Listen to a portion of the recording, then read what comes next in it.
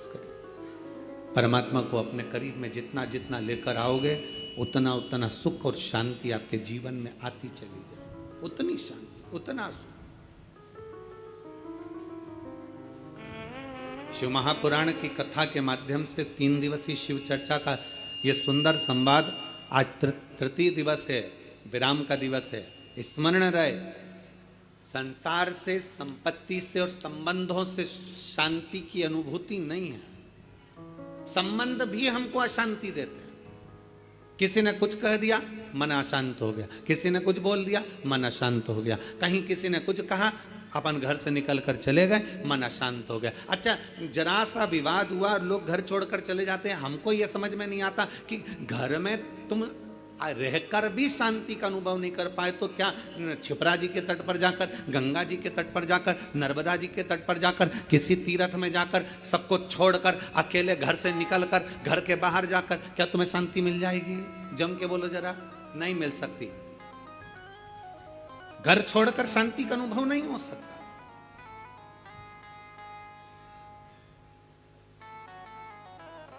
संसार ने अशांति दी, संपत्ति ने अशांति दी, संबंधों ने अशांति दी, फिर अगली अशांति दी स्वास्थ्य ने।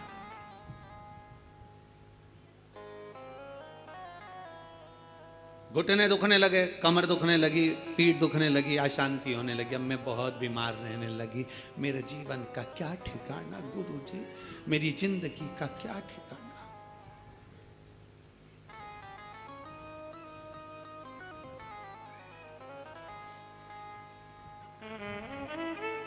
कभी अगर मौका लगे ना, एक बार भविष्य पुराण का अध्ययन करिएगा।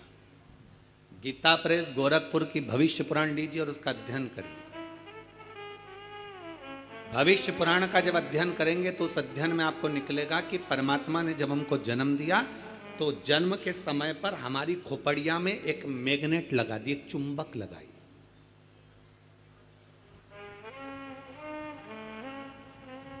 परमात्मा ने हमारी खोपड़िया में, हमारे मस्तिष्क में, हमारे भेजे में, हमारे सिर के अंदर, हमारे मस्तिष्क में एक चुंबक लगा।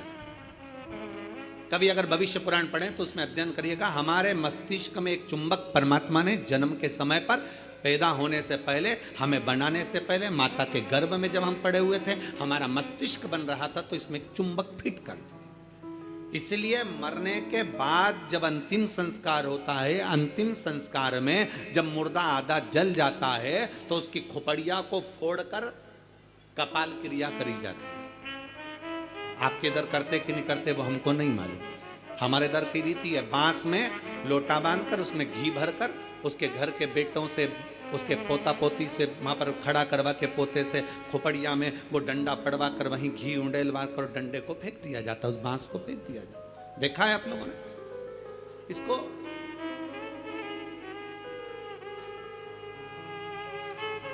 भगवान जब हमें जन्म दिया, परमात्मा ने जब हमको पैदा करा, उस समय पर माथे में, मस्तिष्क में, भेजे में एक चुंबक लगा।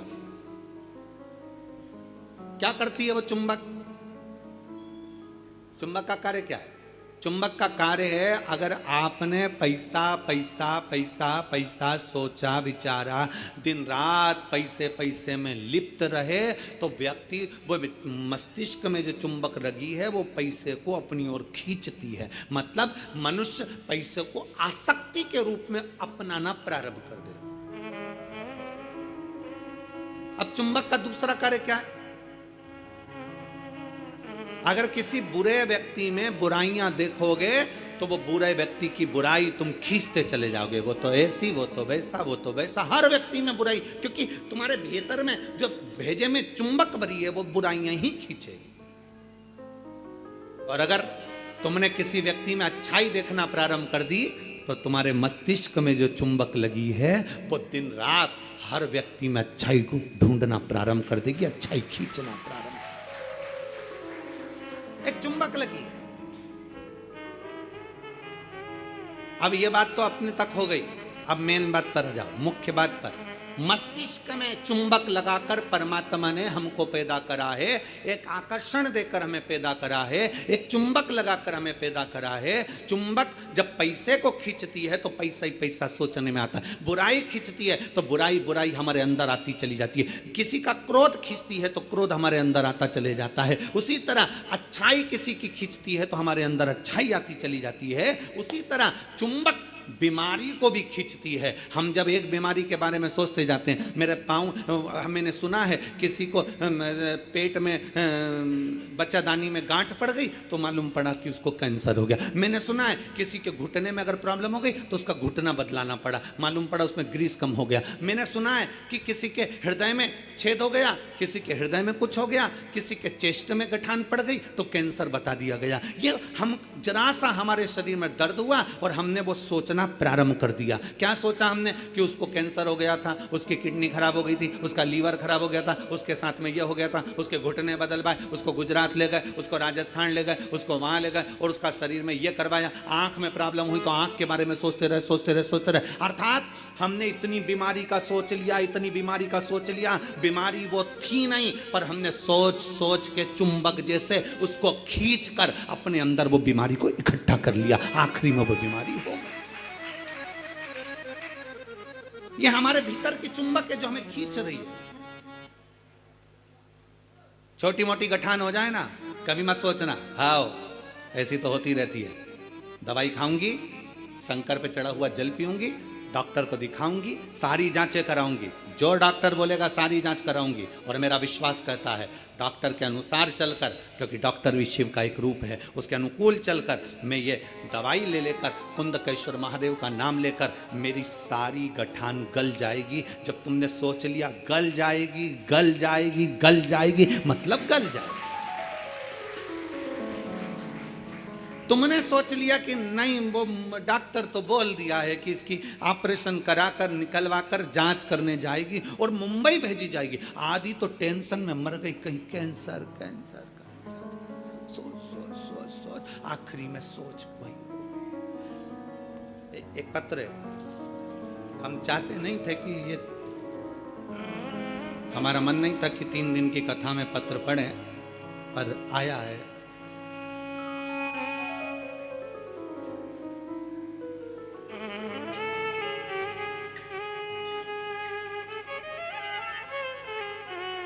मैं किंजल, उम्र मेरी 13 वर्ष है, जालोर से आई हूँ। कहीं बैठी हैं? आप ही हैं बेटा?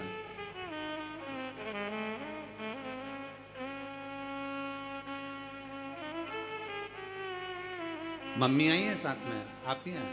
घूम के उधर से आ जाओ, उधर से घूम के इधर।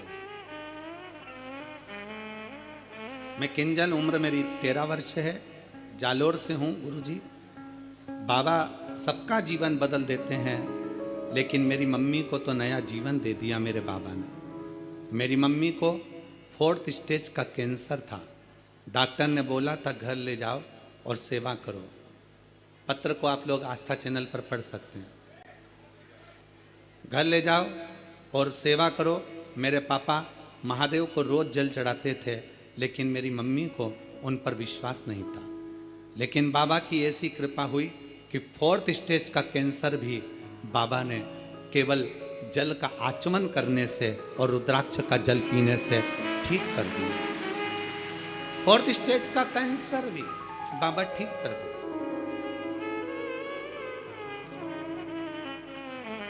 गुरुदेव, 4th स्टेज के कैंसर पे डॉक्टर ने कह दिया इनको घर ले जाओ। हम घर तो लेकर आ गए, पर हम सीहोर आ गए और बाबा सीहोर आकर हमने यहाँ से रुद्राक्ष मांगा, रुद्राक्ष लेकर गए।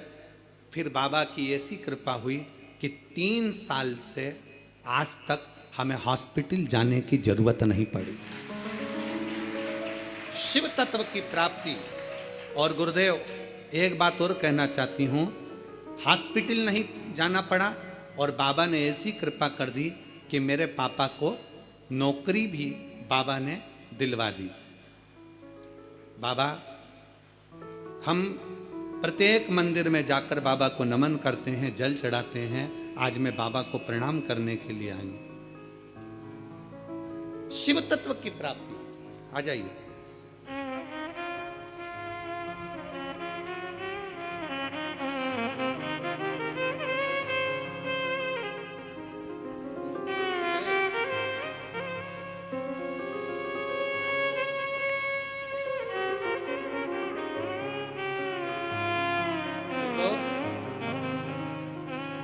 आप ही को हो गया।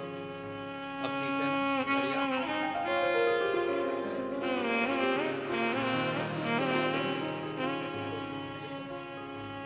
खुश हो जाओ बिल्कुल।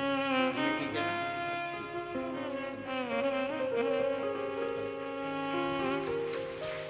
अरे लुटा दिया भंडार काशी वाले